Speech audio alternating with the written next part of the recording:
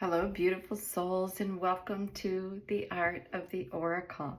If you are new to the channel, my name is Virginia. I'm delighted to be able to read for you today. If you're returning, thank you. Many blessings and grace. I am so excited to do this reading. We're using, once again, the One World Tarot. If you're interested in any of the cards, I always put a description of what I'm using for each particular reading that I do, even if it's a really long one and I'm using, 10 or 20 decks of cards. I'll let you know what they all are. So, because that's part of the fun, right? So with the One World Tarot, we have had some interesting information this week. So this is What's Up Wednesday. And yesterday was a lot of information about, the world and the tower. And so a lot of really big things happening right now in the world, as always. But these are major shifts. So it's a little bit bigger than normal, especially to have the world and the tower come out in one reading. So let's take a nice deep breath. Your energy here is needed and appreciated. So thank you, thank you, thank you for being here. And we're going to ask for what is the highest wisdom and guidance that would like to come in right now with love and light to share what we need to know right now for the collective.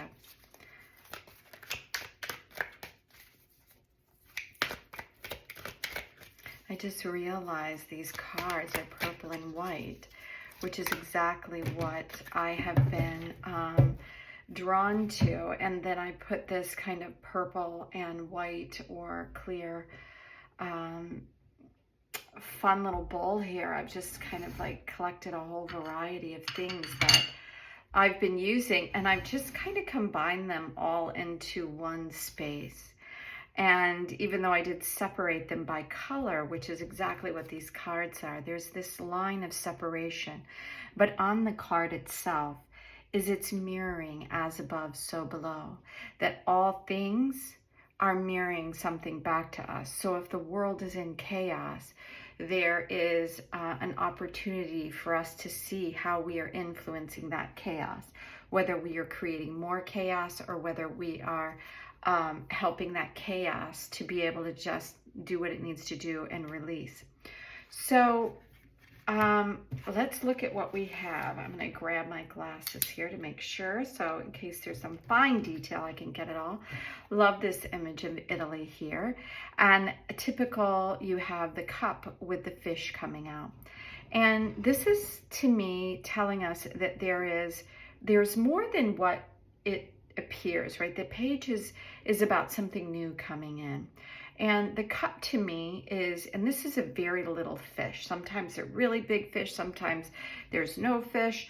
But this one tells me that something small is being created right now. It's a gift. It's a little window. It's a little gift that is happening right now in this collective information that wants to come out today. So keep your awareness of the little things that are going on around you. I think we might be very surprised this week. Wow. Okay, so another major arcana card with death. So this is very interesting, right? So we have like the king laying here on the ground, and his crown, his golden crown, is no more. And then we have what appears to be like a religious man who is asking for forgiveness. And it's almost as if they're saying that these are like the pearly gates, right? And so they're standing outside, not wanting death to take them at this time. And the sun on this side illuminates everything for what it is. Now this death card, he's riding in on a white horse, right? So death is not an ending, but a beginning. In every ending, there is a beginning. So you can't have one without the other.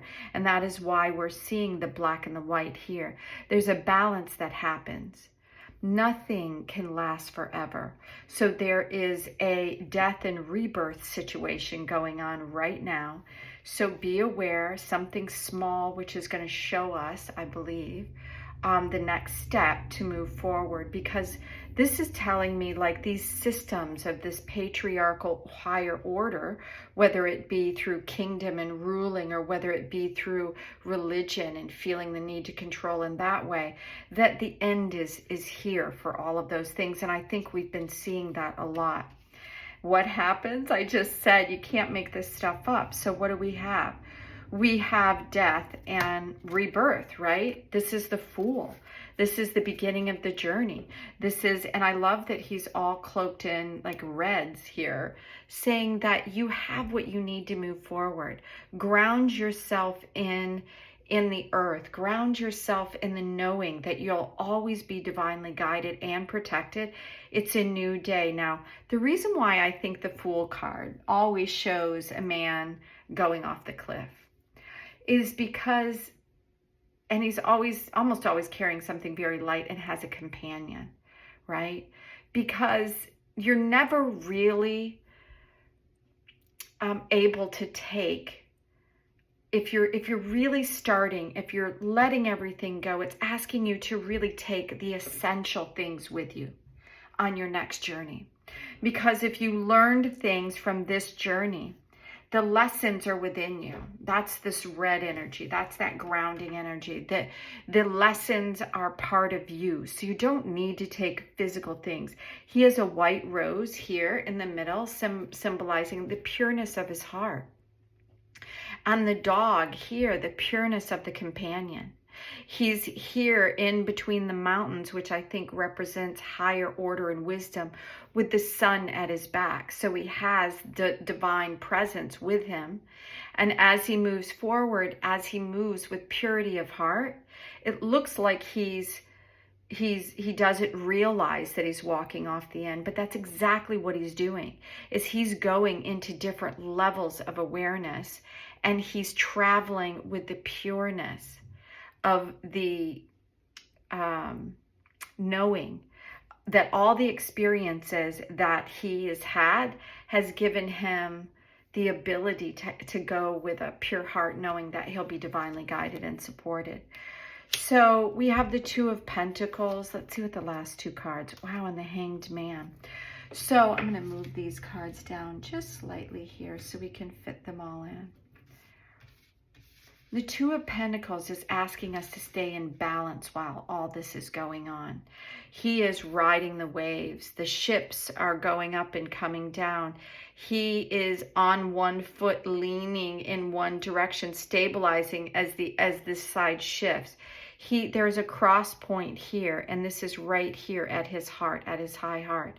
So he has the ability to ride the waves and to stay in balance if he goes with it. If he tries to control it or stop something, then he could very well get caught up in the waves and too much emotion. And so it's asking us to balance the emotion with the ability to stay grounded. And we do that through a different perspective. So that's what the Hangman is offering here. It's interesting because, as you can see here on the Hangman, a lot of times it's showing like this illumination. This is literally showing, like if you look at a lot of like religious symbols, they show these divine people with the golden ring around his head or her head. So it's saying that when you let go and when you turn yourself upside down and you begin to allow that divine, like look at the light that is like being carried through here in all of these cards, asking you to be aware of the knowing that we just talked about over here, that you have everything that you need, but this is a different perspective. You're going to open your heart and see everything from higher perspective. He's upside down because you a lot of times think that higher perspective is up here. That's the patriarchal way, right? This is better, that's worse because this is elevated and that isn't. He's showing that he's turned that whole idea of this hierarchy thing upside down and saying that it doesn't matter where you stand, where whether you have tons of money or whether you don't. the wisdom, the light that carries forward into these new opportunities is something that is inherently here for all of us. It's just we have to let go of those things that are no longer needed. We have to let go of the lessons. We don't have to stew in the lessons to be able to, we don't have to stew in all of that to be able to, we don't have to show our, like scars to know that they're there. We don't have to show. This is about the enlightened ability to be able to see things from a different perspective. So to recap all of this, we have the Page of Cups telling us that there is something small, but a glimmer of something coming through, a gift coming through for each and every one of us. And then that the ending to these systems, which is one of the things that we saw yesterday, which needs to leave because we're already, this is the center point. So this is like the passing thing, right? Is that these little gifts that are coming through, and then the ending of something that no longer is working, allowing the new day to come forward and for us to go on the new journey. Make sure that there's going to be a lot of things that are going to look like tumultuous, right? Or feel tumultuous even. So it's asking us to stand in that and ride the wave and to look at things from a new perspective.